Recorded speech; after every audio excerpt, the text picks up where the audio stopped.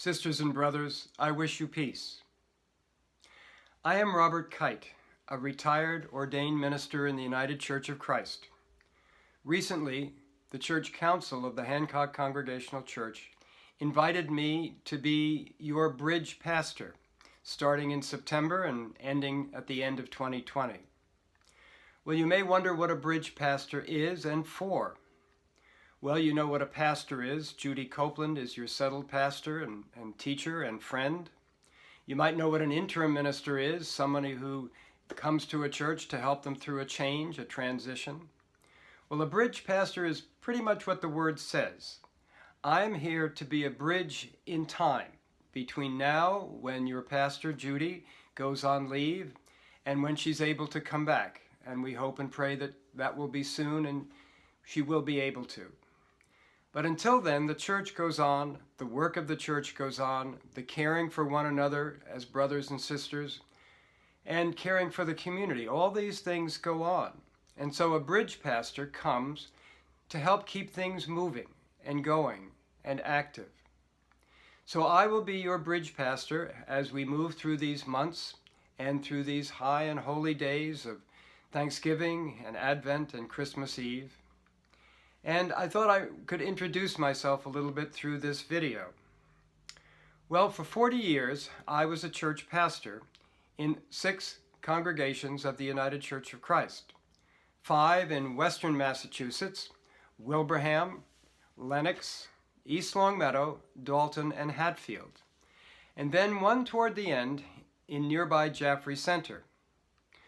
When I was moving into my 60s and thinking ahead to my place in the church, whether it would be in the pulpit or the pews, and my own retirement, I thought, well, I had one more church in me. So my wife, Steffi, and I looked around, and we went by the invitation of the people of First Church of Jaffrey Center to come and be with them. And we had almost 4 wonderful years there. They're a wonderful and caring church. We also came to know the beauty of New Hampshire and the great people of the Granite State, and we wished we had moved here a lot sooner. Nothing wrong with Massachusetts, but there's something special about the life up here. Well, it came time for me to retire, thinking that another younger generation might take up the challenges that face churches now and the work of pastoral leadership. And since we were living in a parsonage in Jaffrey Center, at First Church, we had to relocate, so we thought, and I came up with the idea probably somewhere around February or March when it's really cold around here. Let's move to Florida, where we can warm up and Bob can thaw out. Well, we decided to do so, and in 2013, at the end, when I retired from First Church, we moved to Northeast Florida, just south of Jacksonville. And we did have fun in the sun there, and we made some good new friends. But after 5 years, actually 5.5 years, Steffi and I looked at each other and said, this has been a very nice 5-year vacation. Now it's time to pack up and go home.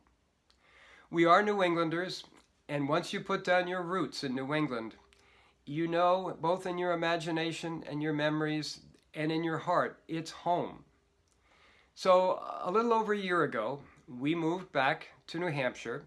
We live in a condo in Peterborough on Sand Hill Road, and we became members of the Dublin Community Church. We are active over there as much as we can and look forward to returning when my time with you as a bridge pastor is over.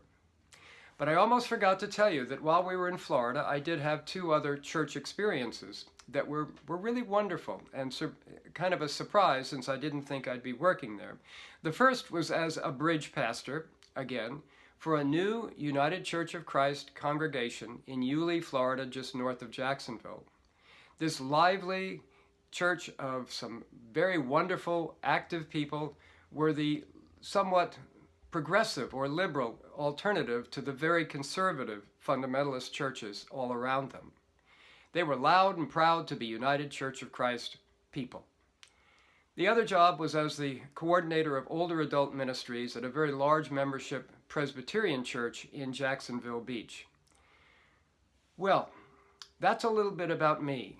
I look forward to getting to know you in these months ahead as much as we can with all of this Zooming and social distancing.